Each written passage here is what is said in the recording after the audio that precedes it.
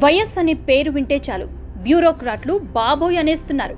5 ఏళ్ల వైఎస్ రాజశేఖర్ రెడ్డి పాలనైనా 5 ఏళ్ల వైసీపీ పాలనైనా సరే ముందుగా బలైంది ఎవరు అంటే అధికారులే అనే మాట స్పష్టంగా తెలుస్తోంది. 2004 ఎన్నికల ముందు వరకు ఐఏఎస్ ఐపీఎస్ అధికారులపై ప్రత్యేక గౌరవం ఉన్న మాట వాస్తవం. ఇంకా చెప్పాలంటే ఎన్టీఆర్ చంద్రబాబు అధికారంలో ఉన్నప్పుడు అధికారులు చెప్పిందే వేదం అన్నట్లుగా ఉండేది. కొన్ని సందర్భాల్లో పార్టీ నేతల కంటే కూడా అధికారులకే ఎక్కువ ప్రాధాన్యత ఇచ్చారు చంద్రబాబు. ఈ విషయంలో పలువురు పార్టీ నేతలు సైతం చంద్రబాబుపై అసహనం వ్యక్తం చేసిన సందర్భాలున్నాయి.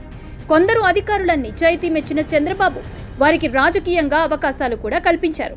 కానీ 2004లో కాంగ్రెస్ పార్టీ అధికారంలోకి వచ్చిన తర్వాత పరిస్థితి పూర్తిగా మారిపోయింది. నాటి దివంగత ముఖ్యమంత్రి వైఎస్ రాజశేఖర్ రెడ్డి అధికారంలో ఉన్న సమయంలో భారీ ఎత్తున అవినీతి జరిగింది అనేది బహిరంగ రహస్యం.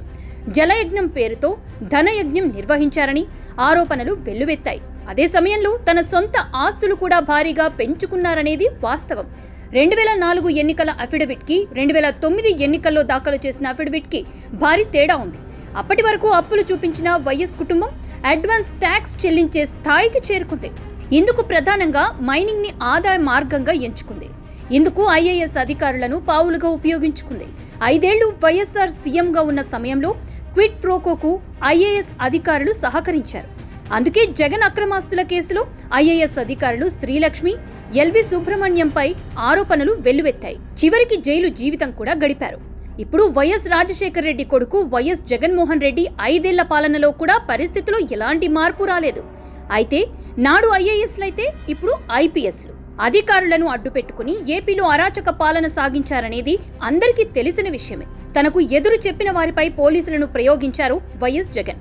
మాజీ సీఎం అయినా సరే, సొంత పార్టీ ఎంపీ అయినా సరే తప్పుడు కేసులు పెట్టడం, వారిని అక్రమంగా జైలుకు పంపడం, నానా పాట్లు పడేలా చూడడం, ఇందుకు పోలీసులను పావులుగా వాడుకున్నారు జగన్. ముంబై నటి జత్వానీ కేసులో ఐఏఎస్ అధికారులు పిఎస్ఆర్ ఆంజనేయులు, కాంతిరాణా ఠాటా ఇప్పటికే సస్పెండ్ అయ్యారు. ఐఏఎస్ అధికారిగా అందరితో సెల్యూట్ కొట్టించుకున్న పిఎస్ఆర్ ఆంజనేయులు ఇప్పుడు రిమాండ్ ఖైదీగా జైలు జీవితం గడుపుతున్నారు. ఇక మాజీ ఎంపీ, ప్రస్తుత డిప్యూటీ స్పీకర్ రఘురామకృష్ణరాజుపై 3rd డిగ్రీ ప్రయోగించిన కేసులో మరో ఐపీఎస్ అధికారి సునీల్ కుమార్ ఇప్పటికే సస్పెండ్ అయ్యారు. ఏ క్షణమైనా సరే ఆయన అరెస్ట్ ఖాయమనే మాట ఇప్పుడు బ్యూరోక్రాట్ సర్కిల్లో వినిపిస్తోంది. మొత్తానికి తండ్రి వల్ల ఐఏఎస్లు, కొడుకు వల్ల ఐపీఎస్లు జైలు పాలవుతున్నారు.